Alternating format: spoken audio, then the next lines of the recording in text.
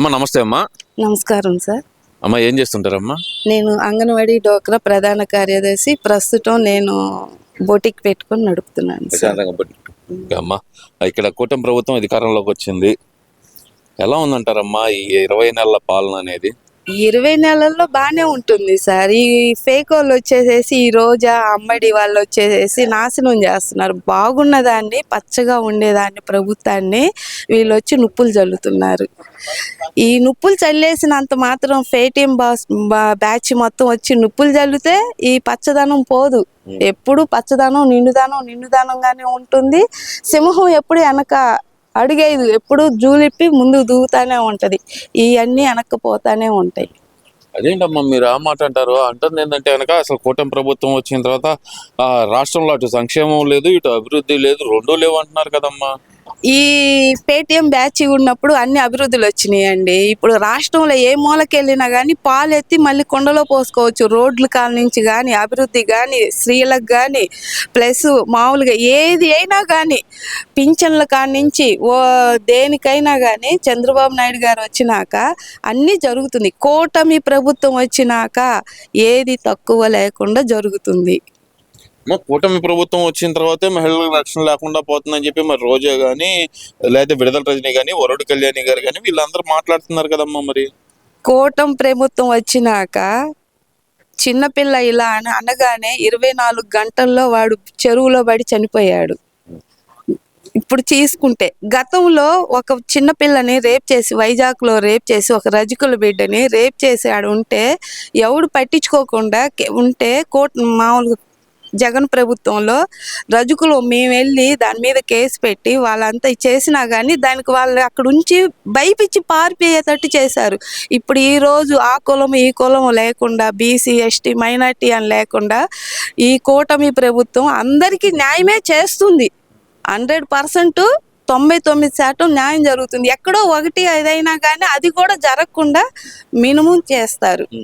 అంటే ఇక్కడ ప్రధానంగా అంటుంది ఏంటంటే అమ్మా, ఎందుకు జరుగుతున్నాయి అఘాయిత్యాలు, ఎందుకు జరుగుతున్నాయి, అసలు కూటమి ప్రభుత్వం కళ్ళు మూసుకొని నిద్రపోతుందా అంటూ నిన్న కూడా మాట్లాడారు కదమ్మా ఈ వరుడు కళ్యాణి గారు కానీ లేదంటే మాజీ హోమ్ మినిస్టర్ తానేటి వనిత గారు కానీ వీళ్ళందరూ మాట్లాడారు కదమ్మా. మరి వీళ్ళందరూ వీళ్ళ ప్రభుత్వంలో నిద్రపోయి గంజాలు చేసి హత్యలు చేసేసి ఇంటి డోర్ డెలివరీలు చేసినప్పుడు ఇవన్నీ బయటికి రాలేదు.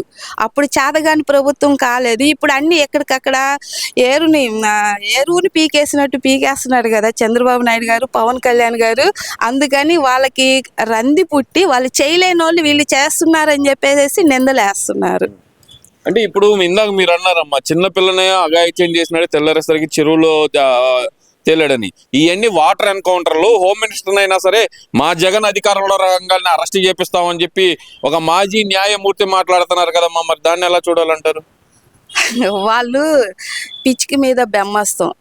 మినిస్టర్ గారిని కానీ చంద్రబాబు నాయుడు గారిని అరెస్ట్ చేపిస్తాను అని అంటే వాళ్ళ తప్పులు చూపించి చేపిమను. ఈ చేతగాని వాళ్ళందరూ బొచ్చు కుక్కలు అరుస్తుంటాయి చూడండి, కుక్కల్లాగా మొరగడం వరకే, అవి జరిగాయి మాత్రం కాదు.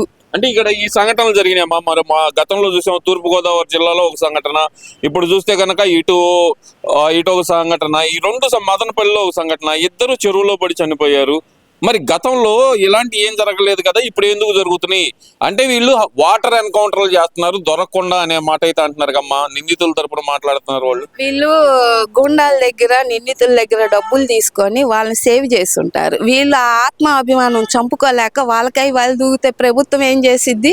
వాళ్ళు దద్దమ్ములు, వీళ్ళు దద్దమ్ములు కాదు కదా, బతికు ఉన్నా కానీ సచిన్ శవంలా చేస్తారు. అదెందుకులే అనేసి వాళ్ళకే వాళ్ళు చేసుకుంటున్నారు. ఇది నిందలేయటం తప్ప ఇది అందరూ తెలుస్తానే ఉంది. సరే మా ఇప్పుడు తిరుమల లడ్డు వ్యవహారం అమ్మా పెద్ద హాట్ టాపిక్ అయిపోయింది ఆంధ్రప్రదేశ్ కానీ, లేదంటే శ్రీవారి భక్తులు ఎక్కడ దాకా ఉన్నారో అక్కడ దాకా మొత్తం హాట్ టాపిక్ అయిపోయింది. అసలు మీరేమనుకుంటున్నారు దాని గురించి?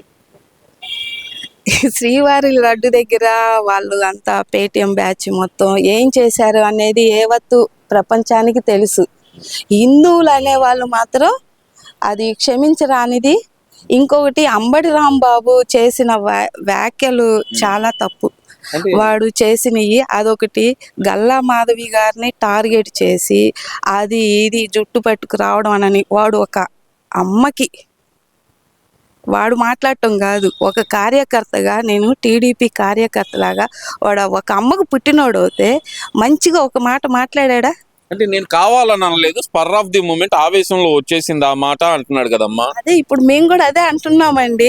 మేము కూడా తిట్టేసేసి మేము కూడా సారీ అని చెప్తాము. ఇప్పుడు అన్న అంటున్నాడు, మళ్ళీ ఎందుకు వార్నింగ్ ఇచ్చినట్టుగా ఇచ్చి మాధవి గారిని మేము జుట్టుబట్టి ఇచ్చేస్తాము, వచ్చేస్తాము, మేము మర్చిపోమని అన్నారు. మరి అది ఇదే కదా, వీడు చేసిన తప్పు లేదు, ఆవిడ వెళ్ళి నుంచోవడం తప్పు వచ్చింది. అదే అదే వాళ్ళ ప్రభుత్వంలో అయితే అలానే ఊరుకునే వల్ల టీడీపీ వాళ్ళని ఏది జరగకుండా స్టేట్ పార్టీ ఆఫీసులోకి వచ్చి దాడులు చేసి జనాలను కొట్టారా? ఏది తెలియకుండా ఇళ్ళ మీదకి వచ్చి చేశారా? ఇదే సంగతి దాచాపల్లి దగ్గర ఒక రజకుల్ని ఇట్లానే రజకులను కూడా టీడీపీ కార్యకర్తనని ఒక నైట్ మొత్తం కొట్టి ఆ అబ్బాయిని అలా పడేసేసి పోలీసు వాళ్ళని ఎవరిని రానిలేదు. ఆ రోజు తెలీదా? ఆ రోజు అమ్మడి బాబుకి తెలీదా? ఆ రోజు ఎవడు ఆ రోజు హోమ్ మినిస్టర్ గానే ఉన్నాడుగా, మినిస్టర్ గానే ఏదో ఉన్నాడు కదా, అమ్మడి కలుసుకున్నాడు.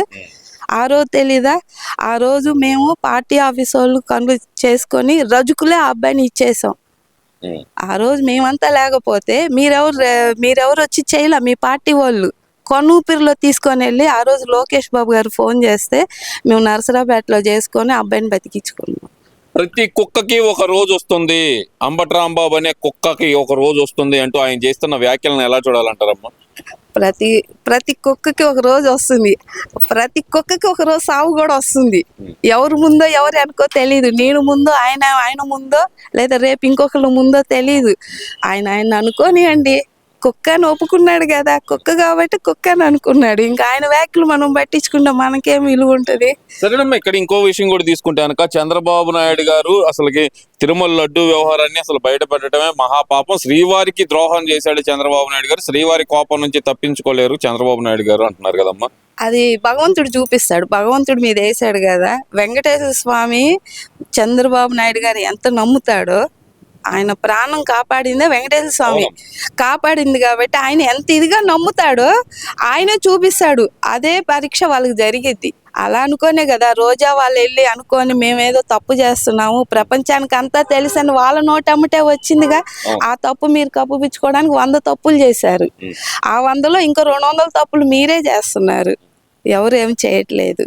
మరి ఓవరాల్ గా చూస్తే కనుక 20 నెలల్లో చంద్రబాబు నాయుడు గారు మహిళలకు వెన్నుపోటు పొడిచారు, ఇచ్చిన హామీలన్నీ నెరవేర్చకుండా, ముఖ్యంగా నెలకిస్తా అన్న 1500 కూడా ఇవ్వకుండా మోసం చేశారు అనే మాట అయితే అంటున్నారు కదమ్మా. దాని గురించి ఏమంటారు మరి మీరు?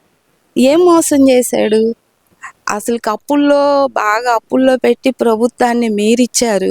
ఆయనేం మోసం చేయలేదే. దాన్ని చిన్నగా డెవలప్లు చేసుకుంటూ మీరన్ని చెరువులు బావిలు చేసిన రోడ్లు బాగు చేయించుకుంటూ అన్ని చేసుకొని రావాలి. 2 సంవత్సరాల్లోనే ఇచ్చిన హామీలన్నీ ఎక్కడి నుంచి తీసుకొస్తారు?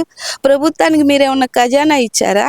ఎలా మాట్లాడుతున్నారు మీరు? కొంచెమైనా అన్నం తినే మాటలు మాట్లాడుతున్నారా? ఒకసారి కళ్ళు మూసుకున్నారు, 2 సంవత్సరాలు అయిపోయింది, మళ్ళీ కళ్ళు మూసుకోండి 3 సంవత్సరాలు అయిపోతుంది, మళ్ళీ అధికారంలోకి వచ్చేది మనమే, 2.0 పరిపాలన చూపిస్తాను అని జగన్మోహన్ రెడ్డి గారు అయితే వార్నింగ్ ఇస్తున్నారమ్మా. ఆ వార్నింగ్ ఎలా చూడాలంటారు? ఆయన కలలు గంటా ఉంటాడు, జనాల్లోకి వెళ్ళి బిత్తర చూపులు చూస్తా అట్లా ఇట్లా అంటా ఉంటాడు కదా, ఇట్లా పిలుస్తాగా, అలానే కలలు గంటా ఉంటాడు మళ్ళీ నేను వస్తాను అని. వచ్చినప్పుడు చూద్దాం.